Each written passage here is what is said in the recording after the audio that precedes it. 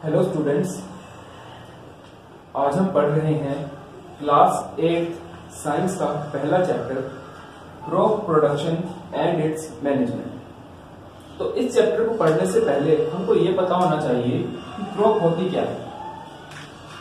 पौधे हम सब ने देखे हैं, अपने घरों में लगाए भी हैं। जो हम खाना खाते हैं उसका मैक्सिमम पार्ट हम प्लांट से ही लेते हैं। वेजिटेरियंस सारा ही लगभग प्लांट से लेते हैं, सिवाय कुछ चीजों को छोड़कर।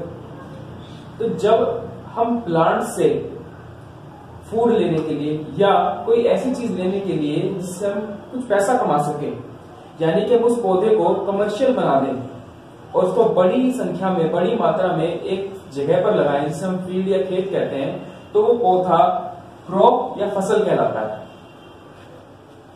तो उस क्रॉप को उगाना और उसका मैनेजमेंट करना, ये हमको इस चैप्टर में पढ़ना है। तो हमारे देश के अंदर क्रॉप को उगाने से पहले उसे दो कैटेगरीज में डिवाइड कर दिया जाता है। हालांकि कैटेगरीज 3 है। तीसरी कैटेगरी आप फ्यूचर में आने वाली बड़ी क्लासेस में पढ़ोगे। आपके सिलेबस में 2 ही कैटेगरीज आपको पढ़ाई जाने वाली है। तो ये 2 कैटेगरीज जिनको हम उगाने के टाइम के आधार पर हम अपनी क्रॉप्स को डिवाइड कर देते हैं, वो कैटेगरीज होती है हमारी खरीफ क्रॉप्स और रबी क्रॉप्स। इन 2 कैटेगरीज में हम क्रॉप्स को डिवाइड कर देते हैं उगाने के टाइम के अनुसार। तो जो खरीफ है ये उगाई जाती है जून से लेकर के सितंबर के टाइम पीरियड के दौरान, और रबी उगाई जाती है अक्टूबर से मार्च।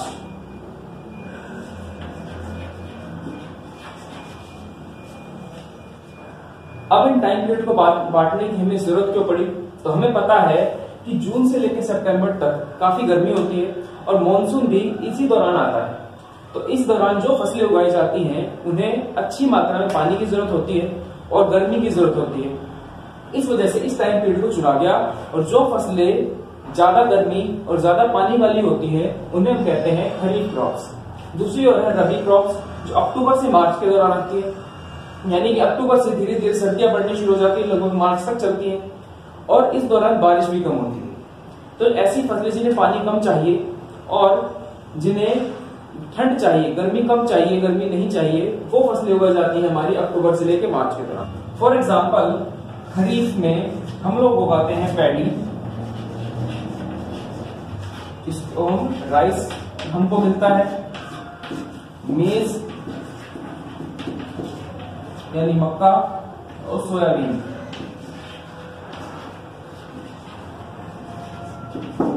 ये कुछ एग्जांपल्स हैं, इसके अलावा और भी काफी सारी फसलें उगाई जाती हैं। और रबी के अंदर हम जनरली उगाते हैं wheat,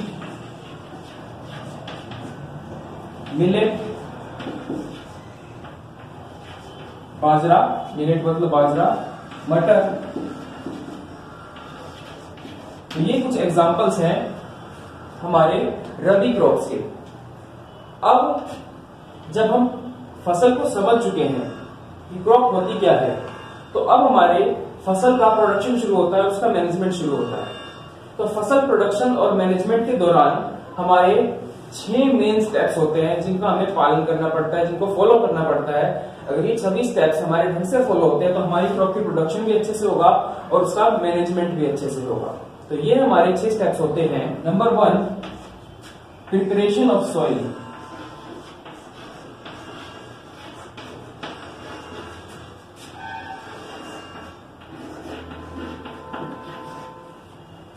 number 2, sowing. Number 3, adding manure.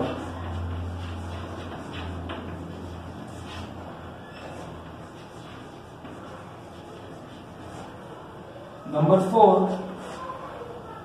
Irrigation.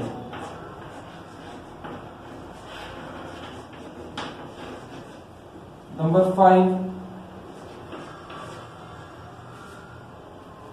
harvest। Number 5, protection from weeds.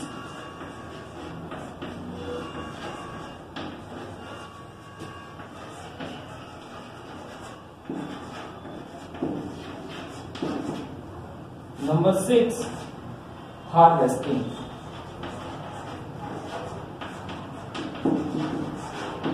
तो इन 6 स्टेप्स के अंदर हमारा प्रोडक्शन पूरा हो जाता है और 7वां स्टेप आता है हमारा मैनेजमेंट का, जिसे हम बोलते हैं स्टोरेज।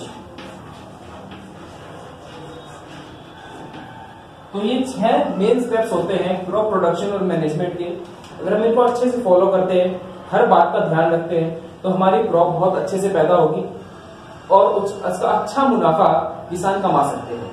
तो सबसे पहला है प्रिपरेशन ऑफ सॉइल, यानी कि बीज लगाने से पहले सॉइल के अंदर कुछ तैयारियां करनी पड़ती हैं। उन तैयारियों को ही प्रिपरेशन ऑफ सॉइल कहा जाता है। इस तैयारी के दौरान हम क्या करते हैं, जो हमारा खेत है इसमें मिट्टी हार्ड हो जाती है, उस हार्ड मिट्टी को लूज करना पड़ता है। इस प्रोसेस को टिलिंग या प्लफिंग कहा जाता है। तो इसकी जो ये प्रोसेस है ये कहलाई जाती है टिलिंग या प्लफिंग। अब प्लफिंग वर्ड से हमें बात क्लियर हो जाती है कि इसके अंदर हमें खेत में प्लफ यानी हल चलाना होता है। पुराने टाइम में ये काम किसान बैल से करवाया करते थे। आज के टाइम में हमारे पास मशीनें आ गई हैं, तो ट्रैक्टर के अंदर हम एक मशीन लगाते हैं जिसका कल्टीवेटर कहा जाता है। कल्टीवेटर को आप सबने खेतों में देखा होगा, बड़ी कॉमन सी डिवाइस है। उसकी मदद से ये प्रिपरेशन ऑफ सॉइल हम कर लेते हैं, यानी कि जो सॉइल हार्ड हो गई है उसको लूज कर देना है। फायदा क्या होता है लूज करने से? तो फायदा ये होता है कि जो भी हम बीज बोएंगे उसकी जड़ें आसानी से मिट्टी की गहराई तक चली जाएंगी और मिट्टी के न्यूट्रिएंट्स वो आसानी से कैप्चर कर पाएंगे। इसके अलावा कुछ ऐसे ऑर्गेनिजम्स, कुछ ऐसे जीव खेत में होते हैं जो किसानों के फ्रेंड्स होते हैं, जो क्रॉप्स को उन्हें मदद करते हैं। For example earthworm. अर्थवॉर्म मिट्टी को मैन्योर में बदल देता है। मैन्योर में बदलने की वजह से जो हमारे पौधे हैं वो बहुत अच्छे से उगेंगे। तो अगर मिट्टी हमारी लूज होगी तो अर्थवॉर्म अच्छे से उस मिट्टी को मैन्योर में बदल पाएगा। हार्ड मिट्टी में वो खुद ही मर सकता है। तो इस वजह से ये स्टेप हमारा सबसे इंपॉर्टेंट स्टेप भी है, क्योंकि अगर पहला ही स्टेप गलत हो गया तो आगे फसल नहीं हो पाएगी। उसके बाद सेकंड स्टेप आता है सोइंग। सोइंग का मतलब होता है बीज लगाना।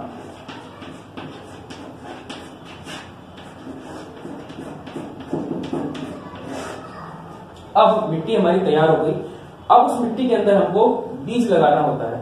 अगर बीज ही नहीं लगेगा तो क्रॉप उगेगी कहां से? तो बीज लगाने से पहले अच्छी क्वालिटी के सीड्स को कलेक्ट करना ये किसान के लिए जरूरी होता है। अगर किसान अच्छे से अच्छी क्वालिटी का बीज लेते हैं तो फसल भी अच्छी होगी। अब खेत बड़े होते हैं, अगर हाथों से हम बीज लगाने जाएंगे तो बहुत टाइम लग जाएगा। तो इसके लिए कुछ मशीनें यूज की जाती हैं। उस मशीन को बोला जाता है सीड ड्रिल। पुराने टाइम में ये मशीन अलग होती थी, आज के टाइम में मशीन अलग होती है। आज के टाइम में इस मशीन को हम हमारा जो ट्रैक्टर होता है उसके पीछे लगा देते हैं और फिर वो ट्रैक्टर चलता जाता है और बीज हमारे मिट्टी में लगते रहते हैं। तो इससे काम बहुत स्पीड से हो जाता है। जितना भी बड़ा खेत होगा काम बहुत जल्दी हो जाता है, किसान का टाइम बचता है। थर्ड स्टेप आता है हमारा एडिंग मैन्योर। मैन्योर का मतलब खाद डालना। ये बीज अब हमने लगा दिया, अब उस बीज को न्यूट्रिएंट चाहिए उगने के लिए, तो वो न्यूट्रिएंट्स हमें उसको देने पड़ते हैं। तो उसके लिए हम खेत के अंदर मैन्योर डालते हैं। इसके अंदर दो चीजें होती है, एक तो खुद मैन्योर, दूसरा होता है फर्टिलाइजर।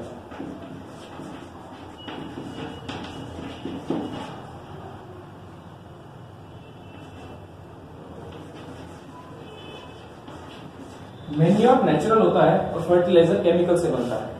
अब ये दोनों उस बीज को न्यूट्रिएंट्स देते हैं जिसकी मदद से वो आसानी से उग सकता है। अब हमने बीज भी लगा दिया, उसको फर्टिलाइजर भी दे दिए और न्यूट्रिएंट्स मिल गए। अब जरूरी होता है उस प्लांट की देखभाल करना और उसको लगातार टाइम टू टाइम पानी देते रहना। तो उसके लिए प्रोसेस हमारी शुरू हो जाती है इरिगेशन की। इरिगेशन बहुत ज्यादा इंपॉर्टेंट प्रोसेस है, क्योंकि इस दौरान हमें पौधे के उगने के लिए पानी की कमी को दूर करना होता है। खेत पे बहुत सारे पौधे हैं, अगर हम उनको उनके हाल पर छोड़ देंगे कि वो अपने आप जमीन से पानी ले लेंगे तो ये पॉसिबल नहीं हो पाता, क्योंकि जो फसलें हम उगाते हैं इनकी जड़ें बहुत ज्यादा गहरी नहीं होती। और क्योंकि प्लांट्स बहुत ज्यादा हैं इस खेत के अंदर, तो पानी को जल्दी एब्जॉर्ब भी वो कर लेंगे, तो इसके लिए हमें टाइम टू टाइम खेत के अंदर पानी देना पड़ता है। पुराने जमाने में पुरानी टेक्निक्स यूज की जाती थी, जैसे मोट, चेन पंप, रहट, ढेकी, तो ये सब पुरानी टेक्निक्स थी। तो जैसे अगर हम बात करें मोट के बारे में, तो इसमें क्या होता था, एक कुआं होता था और उस कुएं से एक नाली बना देते खेतों के बीच में, किसान बाल्टी से पानी निकालता था और कुएं के साथ उस नाली में डाल देता था, अपने आप वो पानी बहता हुआ खेतों में चला जाता था। अब इस टाइम में इसमें टाइम बहुत लगता था, मेहनत बहुत लगती थी, तो इसके लिए कुछ और टेक्निक्स ढूंढी गई। उसके लिए रहट नाम की चीज बनाई गई। रहट में क्या होता है, हमें कुएं के अंदर एक बड़ा सा व्हील लगा देते हैं, उसमें बाल्टियां बंधी होती हैं और उस व्हील को एक बैल डंडे की मदद से चलाता है। उस डंडे को बैल के ऊपर बांध देते हैं और जब बैल घूमेगा चारों तरफ ही इसके कुएं के, तो पानी कुएं से निकलता जाएगा, खेतों में जाता जाएगा। लेकिन फिर भी ये टेक्निक काफी स्लो होती है। आज के टाइम में हम लोग क्या करते हैं, ड्रिप इरिगेशन और स्प्रिंकलर सिस्टम जैसी एडवांस टेक्नोलॉजीज का यूज करते हैं। इनसे पानी तो बचता ही है, पूरे खेत में जल्दी से इरिगेशन हो जाता है। ड्रिप इरिगेशन में हम बहुत पतली पतली ट्यूब्स लेते हैं और उन्हें डायरेक्ट प्लांट की जड़ों में डाल देते हैं। अब जैसे ही पीछे से पानी छोड़ा जाएगा पंप या ट्यूबवेल की मदद से, तो पतली पतली ट्यूब से होता हुआ सभी पौधों के बिल्कुल जड़ों में पानी चला जाएगा, तो पानी भी कम लगा, काम जल्दी भी हो गया। स्प्रिंकलर सिस्टम ये उन जगहों पर काफी ज्यादा इफेक्टिव है जहां खेत काफी बड़े होते हैं, जैसे जहां ज्यादा बड़ा एरिया होगा वहां पर, तो इसमें हम फव्वारे लगाते हैं जो स्पीड से घूमते हैं और वो पूरे खेत के अंदर थोड़ी देर में पानी फैला देते हैं, तो इससे भी काम काफी स्पीड से हो जाता है। फिर आता है प्रोटेक्शन फ्रॉम वीड्स। तो वीड्स बच्चों आपको पता होना चाहिए, वीड्स होते हैं खरपतवार।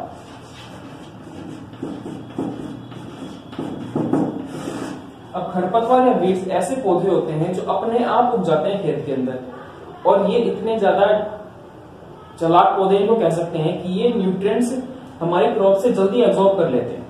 तो ये अगर हमारे खेत में उग गए तो हम कितना भी मैन्योर, कितने भी फर्टिलाइजर हमारे खेत में डाल लें, सारा न्यूट्रिशन ये वीड्स ले जाएंगे और हमारी क्रॉप्स को कुछ नहीं मिलेगा और हमारी क्रॉप्स अच्छे से उग नहीं पाएंगी। तो इनको टाइम टू टाइम हटाना ये हमारे किसान की जिम्मेदारी होती है। दो तरीके होते हैं। पहला तरीका है उस वीड को यानी उस अनवांटेड प्लांट को किसान अपनी मेहनत से खेत से निकाल दे। इसके लिए खुरपी, जो आप लोगों ने गार्डनिंग में देखी होगी, उसका इस्तेमाल किया जाता है।